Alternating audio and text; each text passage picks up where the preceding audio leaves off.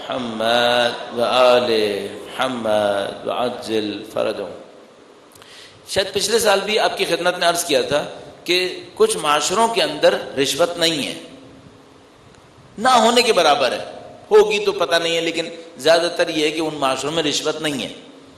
مثلا ایک عجیب فینومینا ہے، فن لینڈ ملک ہے، اس کے اندر جیل ایکسٹرا پڑ گئے ہیں، ان کے جیل اتنے خالی رہے ہیں کہ اب وہ جیل بند کر رہے ہیں، اور امریکہ وہ ملک ہے جہاں قیدی اتنے زیادہ ہو گئے ہیں کہ ان کو جیل ایکسٹرا چاہیے۔ تو یہ جو فن لینڈ میں قیدی کم ہیں، یہ کیوں ہیں؟ وہاں کے سارے لوگ متقی پرہیزگار ہیں؟ نہیں، ایسی کوئی چیز نہیں ہے۔ تو وہاں کیوں نہیں ہے رشوت؟ کیوں نہیں ہے مثال کے طور پر؟ تو کیا مثال کے طور پر وہاں سب کی تنخواہیں برابر کی ہیں، ایک جیسی ہیں، سب کا لیونگ اسٹینڈرڈ ایک جیسا ہے؟ نہیں، ایسا بھی نہیں ہے۔ کیوں رشوت نہیں ہے؟ بعض ملکوں میں رشوت بے انتہا ہے، بعض ملکوں کے اندر کم ہے، کسی کے یہاں کم، کسی کے یہاں زیادہ۔ یہ فینومینا کیوں ہے؟ اب آپ کہیں گے اس سے ہمارا کیا تعلق ہے؟ ہمارا تعلق یہ ہے کہ ہم اس سوسائٹی میں رہ رہے ہیں جہاں رشوت بہت زیادہ ہے۔ کیا خطرہ نہیں لگ رہا کہ ہمارے بچے بھی اس مصیبت میں پھنس سکتے ہیں؟ ہاں، یہ خطرہ ہے، بہت سیریس خطرہ ہے کہ ہمارے بچے بھی اس مصیبت میں پھنس سکتے ہیں۔ کسی معاشرے کے اندر اگر کوئی بیماری کا وائرس پھیلا ہوا ہو تو کوئی گارنٹی ہے کہ میری اولاد کو نہیں لگے گا، مجھے نہیں لگے گا؟ ممکن ہے رشوت کے نام پہ نہ لگے، کسی اور نام پہ لگ جائے۔ کرپشن کی تو 10 قسمیں ہوتی ہیں، رشوت ایک قسم ہے۔ ایک اکاؤنٹس میں کرپشن ہوتا ہے، امانتوں میں کرپشن ہوتا ہے، ممبر پہ بیٹھنے میں کرپشن ہو سکتا ہے، سب میں کچھ نہ کچھ ہوتا ہے۔ تو اگر یہ کرپشن کسی سوسائٹی کے اندر ہے اور میرے بچے بھی وہیں رہ رہے ہیں تو مجھے کیا گارنٹی ہے کہ میرے بچوں کو نہیں لگے گا؟ اور میں جانتا ہوں کہ بہت برا ہے۔ تو مجھے ایک کوشچن اٹھانا پڑتا ہے، وہ یہ کہ میں بچے کی تربیت میں کیا ڈالوں کہ یہ نہ لگے اسے، اور مجھے بہت شروع سے ڈالنا پڑے گا۔ میں کیا ڈالوں کہ یہ نہ لگے؟ پھر ایک اور مشکل بھی ہے، اسی کو ساتھ میں لا لیتے ہیں، وہ یہ کہ بہت ساری جگہوں پہ انسان گناہ سے رکتا ہے دوسرے انسانوں کی وجہ سے۔ میں یہاں پہ بیٹھا ہوں، آپ سب مجھے دیکھ رہے ہیں، میں گناہ کروں گا سب کے سامنے؟ نہیں کروں گا۔ اس کی وجہ ہے کہ اتنے لوگ دیکھ رہے ہیں۔ آپ اپنے خاندان کے درمیان رہ رہے ہیں، کھل کر گناہ کریں گے خاندان میں بے عزت ہو جائیں گے، نہیں کریں گے۔ لیکن تنہائی میں کون روکے گا؟ اور جب میں طاقت میں ہوا پھر کون روکے گا؟ یہ کیسے ہوگا؟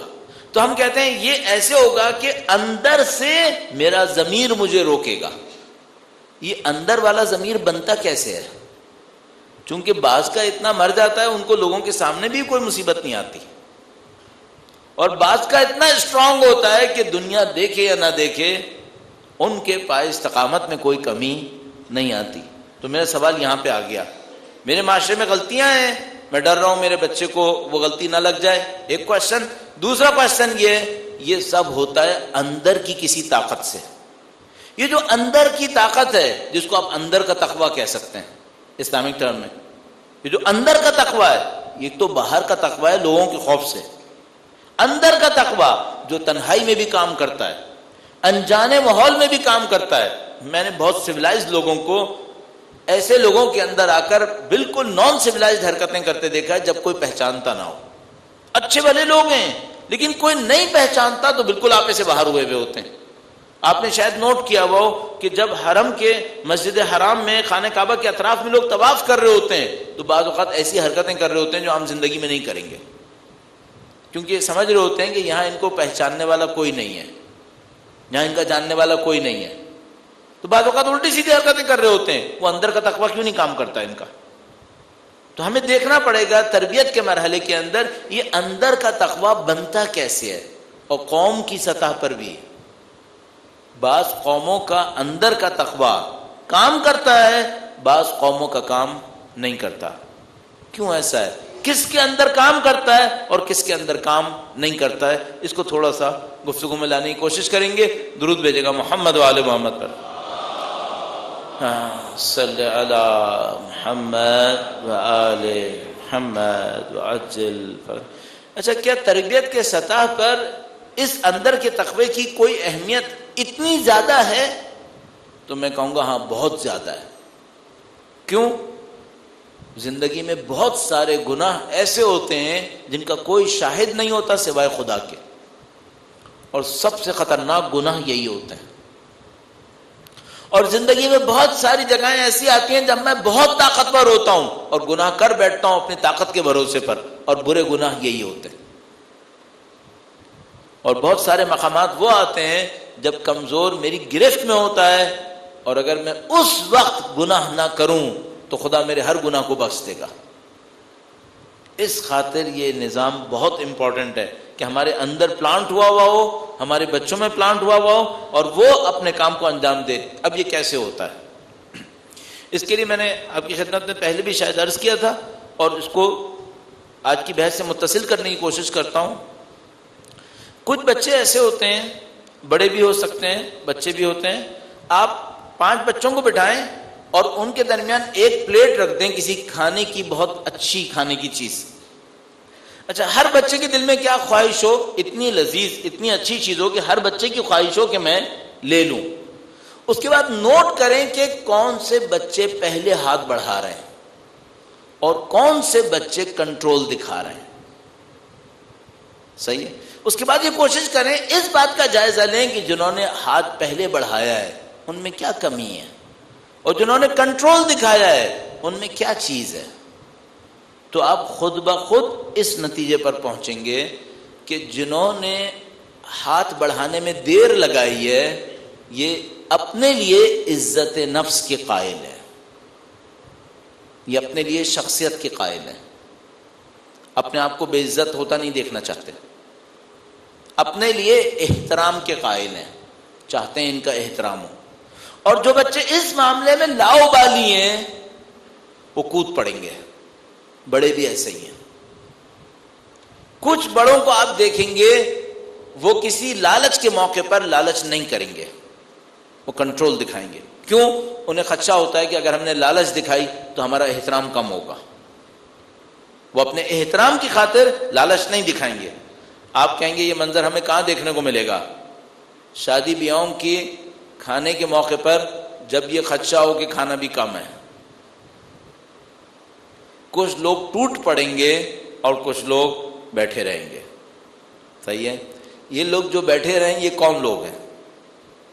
کسی بھی وجہ سے ان کے اندر ایک کنٹرول ہے، اور جو ٹوٹ پڑے ہیں وہ کسی بھی وجہ سے وہ ہیں جن کے اندر وہ کنٹرول نہیں ہے. وہ جو کنٹرول دکھا رہے ہیں یہ کس کے لیے کنٹرول دکھا رہے ہیں؟ آپ کہہ سکتے ہیں کہ یہ ریاکاری بھی کر سکتے ہیں، یہ ہو سکتا ہے، لیکن بچوں کی سطح پر جہاں پر زیادہ تر منافقت نہیں ہوتی ہے، معمولاً جو بچے اپنے لیے شخصیت کے قائل ہیں وہ کنٹرول دکھاتے ہیں. تو بہت بڑا ایک ایلیمنٹ جو آپ کو اور مجھے فوراً ملے گا وہ یہ کہ آیا انسان اپنے لیے احترام کا قائل ہے یا احترام کا قائل نہیں ہے، اپنے لیے شخصیت کا قائل ہے یا قائل نہیں ہے، وہ اپنے آپ کو عزت مند سمجھتا ہے یا عزت مند نہیں سمجھتا. یہ بہت بڑا معاملہ ہے. اچھا، اس معاملے میں ہم بچے کی مدد کیسے کر سکتے ہیں اور بچے کے ساتھ غلطی کیسے کر سکتے ہیں؟ اس کو آپ کی خدمت میں عرض کروں گا. یہ آپ کے لیے بہت دلچسپی کا سبب رہ سکتا ہے. درود بھیجے گا محمد و آل محمد پر. صلی علی محمد و آل محمد وعجل مثلا جس بچے کو ہم چاہتے ہیں کہ شخصیت کا قائل ہو، احترام کا قائل ہو، اپنے لیے عزت نفس کا قائل ہو، اس کو ہر روز مار رہے ہوں تو کیا اپنے لیے عزت کا قائل رہ پائے گا؟ یعنی ایک بچہ ہو جس کو صبح شام نعوذ باللہ گالیاں پڑ رہی ہوں، صبح شام برا بھلا کہا جا رہا ہو، صبح شام یہ کہا جا رہا ہو کہ تم سے زیادہ ناکارہ کوئی نہیں ہوگا، یہ اپنے لیے عزت کا قائل رہ پائے گا؟ نہیں. اس کو ہم بیچارے کو اپنی نظروں میں ذلیل کر چکے ہیں. جس کو ہم نے مارتے وقت یہ بھی نہیں سوچا کہ 4 لوگ دیکھ رہے ہیں، بچے کی عزت نفس مجروح ہو رہی ہے، نہیں سوچا. گالیاں دیتے وقت بھی نہیں سوچا کہ رشتہ دار دیکھ رہے ہیں کہ میں اس بچے کو اس طرح کہہ رہا ہوں، نہیں سوچا. اس کی عزت نفس بچی ہوگی کیا؟ نہیں، یہ بچہ اپنے اندر سوچ چکا ہوگا کہ میری اس جگہ پر کوئی عزت نہیں ہے۔ جب عزت نہیں ہے تو برائی کرنے میں کیا حرج ہے؟ اور برائی کا سبب وہ ہے جس نے اس سے اس کی عزت چھینی ہے، اس کا میکینزم خراب کیا آپ نے۔ آپ کو اس کو عزت دینی چاہیے تھی۔ عجیب ہے واقعا، اللہ کے نبی 1400 سال پہلے ہم سے کہہ رہے تھے وقروا اطفالکم، اپنے بچوں کا احترام کرو۔ کس زمانے میں؟ جس زمانے میں بچیاں دفن کر دی جاتی تھیں، احترام۔ اور اللہ کے نبی فرما رہے ہیں وقروا اطفالکم، اپنے بچوں کا احترام کرو۔ اب ہمیں سمجھ میں آ رہا ہے بچوں کا احترام کیوں ضروری ہے۔ کیوں ضروری ہے؟ بچوں کو شخصیت دینے کے لیے۔ شخصیت ملے گی تو کیا ہوگا؟ اپنے لیے عزت کے قائل ہوں گے۔ پھر کیا ہوگا؟ ان کا اندر کا میکینزم کام کرے گا، انہیں گناہوں سے روک لے گا جو ہم چاہتے ہیں۔ اور اگر ہم نے عزت نہیں دی تو ان کو گناہوں کے لیے تیار کر دیا جو ہم نہیں چاہتے تھے۔ اس کا مطلب کیا ہے؟ ہم لوگ بعض اوقات اپنی غلطی سے بچے میں وہ ڈال دیتے ہیں جو ہم نہیں چاہتے، اور بعض اوقات بچے سے وہ چھین لیتے ہیں جو ہم اس کو دینا چاہ رہے تھے۔ وہ جو باپ گالیاں دے رہا ہے اس سے پوچھو تم اپنے بچے کو گناہگار بنانا چاہتے ہو؟ تو کیا کہا؟ نہیں، اسی لیے تو گالیاں دے رہا ہوں کہ یہ صحیح کرے، جبکہ یہ کر کے اور برا کر رہا ہے۔ اس کو نہیں معلوم کہ یہ کیا کر رہا ہے۔ یہ تربیت کا مرحلہ ہے۔ اگر آپ اور میں اس پوائنٹ پر کام کر گئے، بچوں کو عزت دینی ہے، بچوں کو احترام دینا ہے، بچوں کو شخصیت دینی ہے، یہ ان کے اندر کے تقوی کا میکینزم کھول دے گا۔ ان کا پھر تقوی کا آٹومیٹک سسٹم کام کرے گا۔ البتہ اس میں ہمیں بہت خیال رکھنا پڑے گا، بچے کو عزت احترام دینا ہے، شخصیت دینی ہے، لیکن خود سر نہیں بنانا ہے۔ اگر کبھی یہ غلطی کرے تو اس کو سمجھانا بھی ہوگا۔ ایسا نہیں ہو سکتا کہ میں اس کی ہر خواہش پر تسلیم کر جاؤں، نہیں، یہ نہیں ہوگا۔ اگر میرا بچہ مجھ سے کہہ رہا ہے مجھے یہ چیز چاہیے اور مجھے احساس ہو رہا ہے کہ یہ فضول خرچی ہے، تو مجھے ریزسٹ کرنا ہوگا۔ بچے کو احترام کرنے کا مطلب یہ نہیں ہے، احترام دینے کا مطلب کہ میں اس کی ہر جائز ناجائز خواہش تسلیم کروں گا، کبھی بھی نہیں۔ ایک لطیف سا واقعہ مجھے یاد آیا کہ آیت اللہ بہجت سے ان کا بچہ کبھی کہتا ہے کہ بابا مجھے آئس کریم چاہیے، تو کہتے ہیں نہیں، آئس کریم نہیں، کسی بھی وجہ سے۔ اور اس آئس کریم نہیں چاہیے کو کہنے کے لیے فارسی زبان کی بہت خوبصورت ایک لطافت کو استعمال کرتے ہیں۔ آئس کریم کو فارسی میں بستنی کہتے ہیں، اور بند کرنے کو بھی یہی کہتے ہیں، بند کرنے کو بھی کہتے ہیں۔ تو وہ کہنے لگا مجھے بستنی چاہیے، تو کہنے لگا نہیں، میں تمہیں بند کرنے والی نہیں دوں گا، کھولنے والی دوں گا، آئس کریم نہیں دوں گا۔ کچھ بھی کیا، مذاق کر کے ٹال دیا، لیکن جس کو انہوں نے اچھا نہیں سمجھا تھا وہ نہیں دیا۔ میں نہیں کہہ رہا آپ کسی بچے کو آئس کریم مت دیں، پتہ چلے کہ آپ نے یہی نقطہ پکڑ لیا کہ ٹھیک ہے اب آئس کریم نہیں دینی ہے، ٹھیک ہے کولڈ ڈرنک دے دیں گے، کوئی بات نہیں، اس کی یہ کوئی قید نہیں ہے۔ صرف معاملہ کیا ہے؟ بچے کو خواہش نفسانی کا قیدی نہیں بنانا ہے۔